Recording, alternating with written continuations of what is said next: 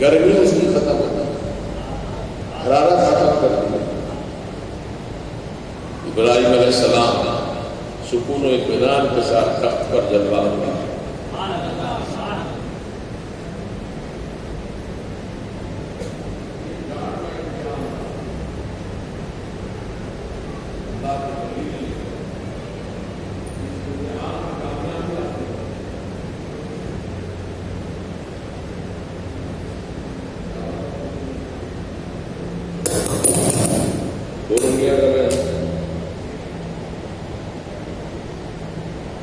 درود شریف پڑھ لیجیے۔ اللہم صل علی سیدنا و نبینا و مولانا محمد و آلہ و اصحابہ، صلاۃ و سلام علیک یا سیدی یا حبیبی یا رسول اللہ صلی اللہ علیہ وسلم۔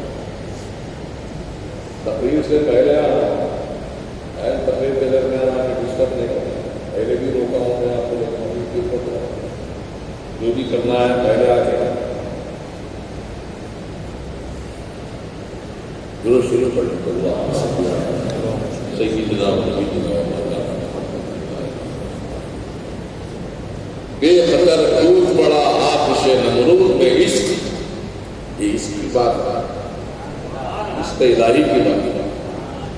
بے خطر کود پڑا آتش نمرود میں عشق، عقل ہے محبت تماشائے لبے بام، عقل ہے لبے بام ابھی، حیران پریشان ہے یہ کیسا عشق ہے کہ اللہ کے خلیل بھیانک آگ میں چلے گئے۔ آپ پاؤں نہیں مارا، مجھے مت دیکھو، مجھے بچا لو، نہیں، بخوشی خوشی آگ میں چلے گئے۔ تو اللہ تعالیٰ نے امتحان لیا، اس امتحان میں اللہ کے خلیل نے اعلیٰ درجے کی کامیابی حاصل فرمائی۔ تو رب نے فرمایا واتخذ اللہ ابراہیم خلیلا، اور ابراہیم کو ہم نے اپنا خلیل بنایا۔ خلیل کے معنی ہے دوست، اللہ کے دوست، ایسے دوست اللہ تعالیٰ نے آپ کو جو بھی حکم دیا اسے پورا کیا، نہیں فرمایا، جو حکم دیا پورا کیا۔ اب ابراہیم علیہ السلام کی عمر جو ہے تقریباً 75 سال کی ہوگی۔ ضعیف العمر ہو گئے، اولاد نہیں تھی۔ آپ نے اللہ تعالیٰ سے دعا کی، رب هب لي من الصالحين، میرے پروردگار مجھے نیک بیٹا عطا فرما۔ اولاد کی دعائیں تو سب مانگتے ہیں، لیکن صرف اولاد کے ساتھ ساتھ نیک صالح اولاد کی دعا مانگو۔ بیٹا پیدا ہو گیا، اللہ کی دعا سے، اللہ تعالیٰ کی بارگاہ میں دعا کی، دے دیا اللہ نے اپنے کرم سے، لیکن وہ نالائق نکلے، نکما نکلے، شرابی کبابی نکلے، تو بولو کتنا دکھ ہوگا ماں باپ کے لیے۔ تو ایسی اولاد کس کا؟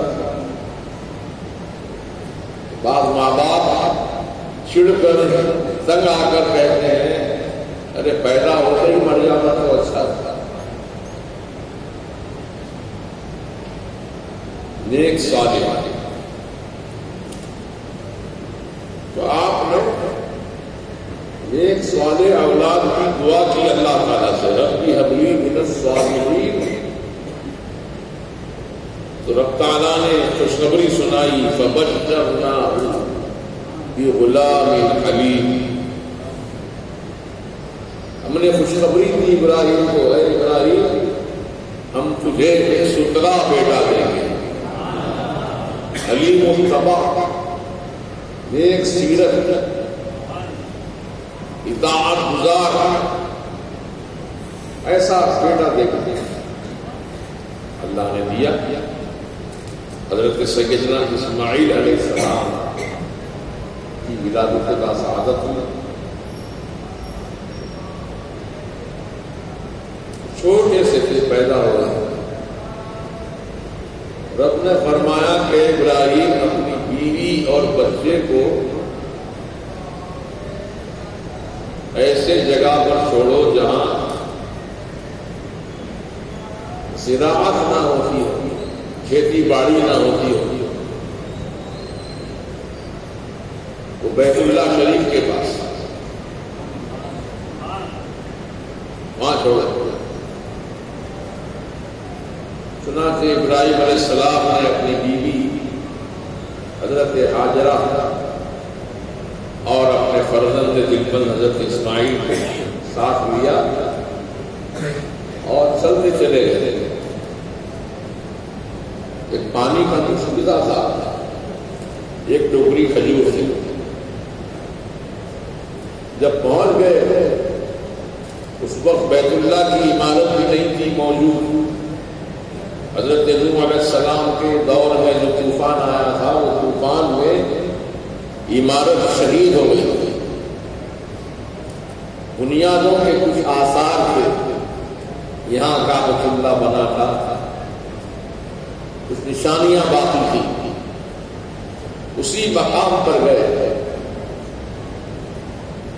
غیر ذی زرع عند بیتک المحرم، اس مقام پر گئے اور اپنی بیوی حضرت ہاجرہ اور اپنے فرزند حضرت اسماعیل کو چھوڑ دیا۔ چھوڑ کر جانے لگے تو بیوی ہاجرہ نے ایک سوال کیا، اے ابراہیم، کیا اللہ تعالیٰ کا یہ حکم ہے، ہمیں چھوڑنے کا حکم ہے؟ فرمایا ابراہیم علیہ السلام نے اشارے سے جواب دیا، ہاں یہ رب کا ہی حکم ہے۔ کہا پھر مجھے کوئی فکر نہیں، اتنا ایمان طاقتور تھا،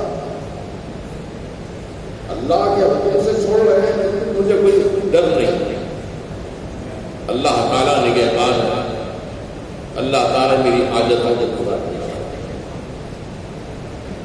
چنانچہ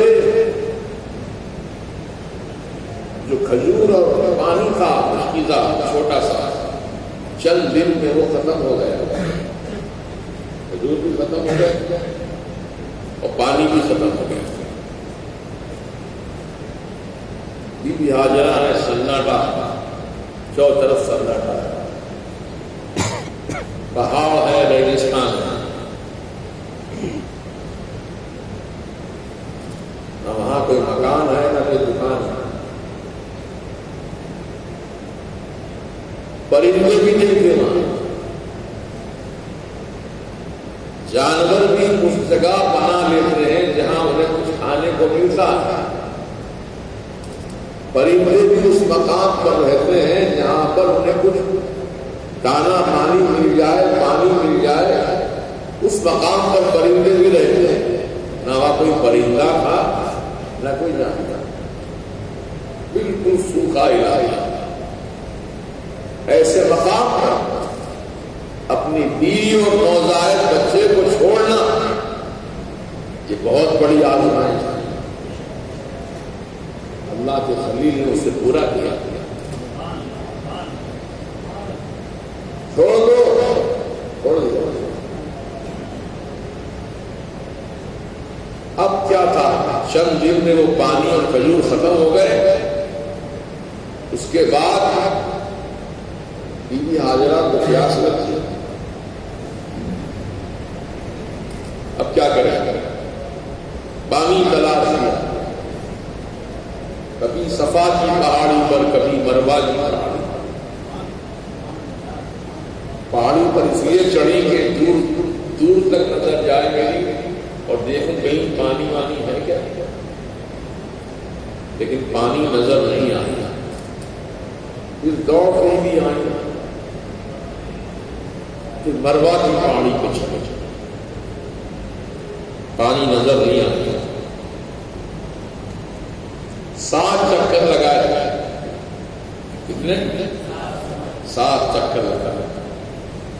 وہی سنت بی بی ہاجرہ آج تک رہتا ہے۔ ہر عمرہ کرنے والے کو، ہر حج کرنے والے کو حکم دیا گیا، میری بندی بی بی ہاجرہ کی سنت پہ عمل نہیں کرو گے تو اس وقت تک تمہارا نہ حج ہوگا نہ عمرہ۔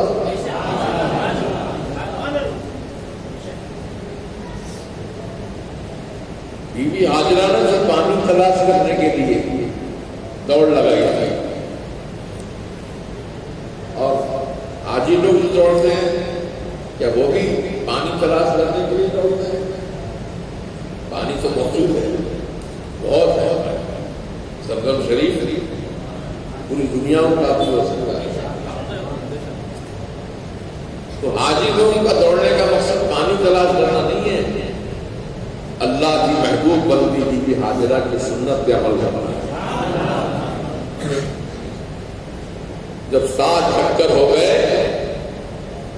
تو حضرت اسماعیل جہاں لیٹے تھے کعبۃ اللہ کے پاس قریب میں، زمین پر اپنی ایڑیاں گھسنے لگے، جہاں ایڑیاں گھس رہے تھے وہیں سے پانی نکل پڑا،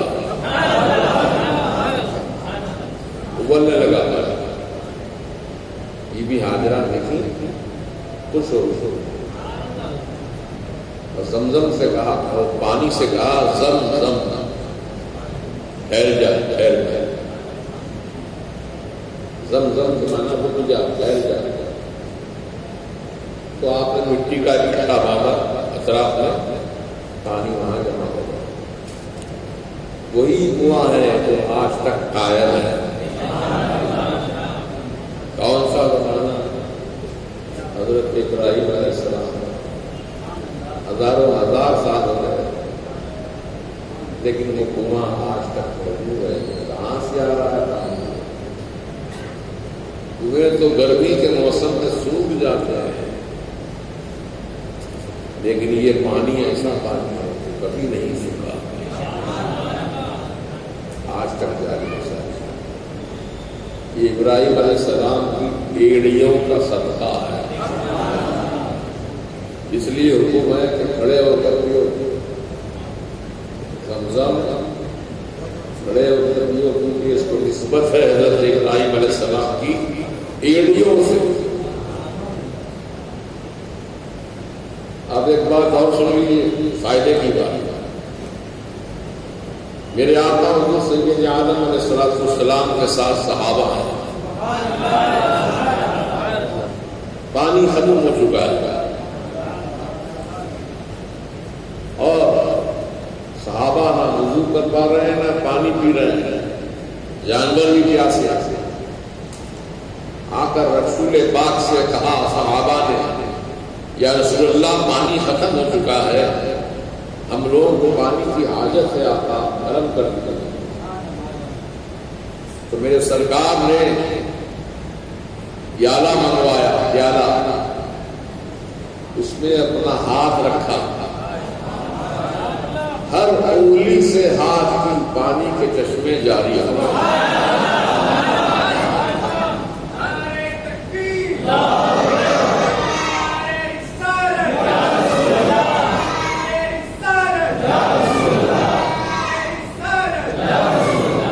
اسی لیے تو میرے اعلیٰ حضرت نے زور کر فرمایا، انگلیاں پائی وہ پیاری پیاری، انگلیاں پائی وہ پیاری پیاری، جن سے دریائے کرم ہے جاری، جوش پر آتی ہے جب غم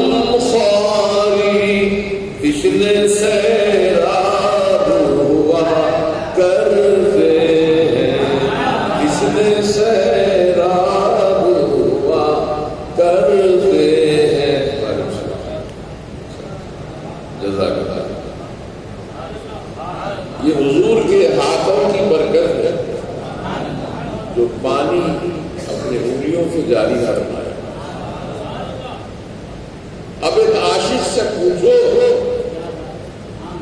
زمزم کی عزت کے لیے کھڑے ہو کر پینا ہے، زمزم شریف کی عزت کے لیے کھڑے ہو کر پانا ہے۔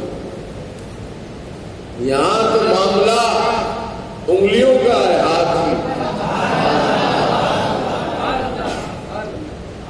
پاؤں کی ایڑی بہتر ہے کہ ہاتھ بہتر ہے؟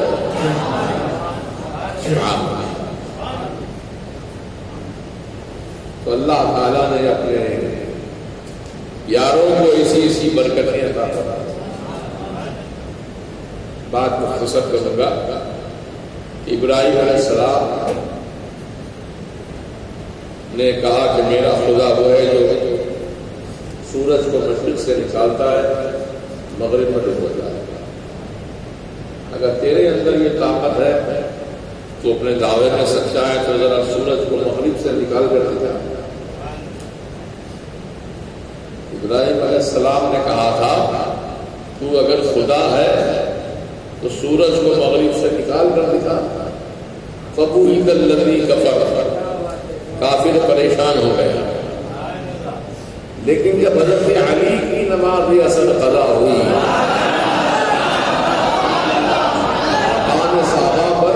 مقام صحابہ پر جب حضرت سیدنا علی کی نماز اثر قضا ہوئی تو علی رونے لگے۔ میرے آقا نے فرمایا لما ربکیک یا علی، اے علی کیوں رو رہے ہو؟ یا رسول اللہ میں اللہ اور اس کے رسول کی اطاعت میں لگا ہوا تھا، آپ میرے زانوں پر سر رکھ کر آرام فرما رہے تھے، میں نے مناسب نہیں سمجھا آپ کو اٹھا کر نماز پڑھوں، اس لیے میں سوچتا رہا کہ آپ خود اپنی مرضی سے اٹھ جائیں گے تو میں نماز پڑھوں گا، لیکن سرکار میری نماز اثر قضا ہو گئی تو فرمایا علی فکر مت کرو، میری محبت میں تم نے نماز قضا کی ہے نا، تمہاری محبت کو بدنام نہیں ہونے دوں گا،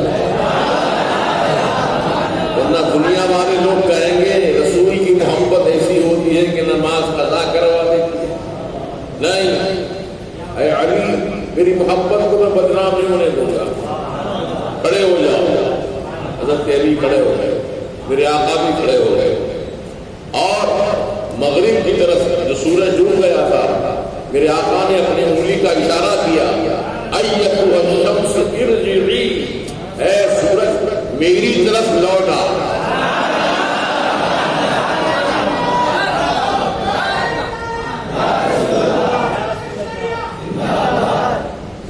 سورج ٹوٹے پاؤں پلٹے، چاند اشارے سے وہ چاند اندھے نزدیک دیکھ لے حضرت رسول اللہ۔ سورج نکل گیا، حضرت علی نے بڑے اطمینان اور خشوع و خضوع کے ساتھ نماز اثر ادا کی۔ جب نماز ادا فرما لی تو سورج کی ڈوب گئی۔ یہ تو شان اللہ کی ہے نا، لیکن رسول نے جو خدا نہیں ہے، اللہ کے نبی ہیں، اللہ کے رسول ہیں، آپ نے سورج کو نکال دیا تو کہیں لوگ خدا نہ مانے آپ کو، اس لیے رب نے فرمایا قل انما انا بشر مثلکم، محبوب تم کہہ دو میں تو ایک انسان ہوں، میں ایک انسان ہوں تمہاری طرح ہوں۔